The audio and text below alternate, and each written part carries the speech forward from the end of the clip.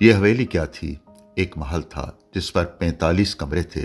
شام ڈھلے جب کمروں، برآمدوں اور جھروکوں میں چراغ جلتے تو حویلی کسی خواب نگر کا منظر پیش کرتی۔ ایسے میں حویلی کے در و بام میں موسیقی کا جادو جاگ اٹھتا۔ نامور موسیقار ہر شام سر بکھیرتے۔ ان موسیقاروں کی رہائش کا بندوبست بھی یہیں کیا گیا تھا۔ کہتے ہیں حویلی میں پانی کی فراہمی کے لیے 30 کے قریب واٹر سپلائی لائنز تھیں اور گرم پانی کے لیے حمام موجود تھے۔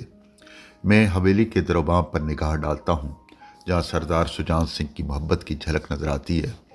حویلی کی تعمیر میں اس نے مختلف ممالک سے تعمیراتی سامان منگوایا۔ حویلی کی طرز تعمیر میں وسطی ایشیا کی تعمیر کی جھلک نظر آتی ہے۔ میں گارڈ کے ہمراہ چلتا ہوا اب حویلی کے اس حصے کی طرف آ گیا ہوں جہاں کسی زمانے میں حویلی کے مکین رہتے تھے۔ وہی وسیع کھڑکیاں اور روشن دان، اونچی چھتیں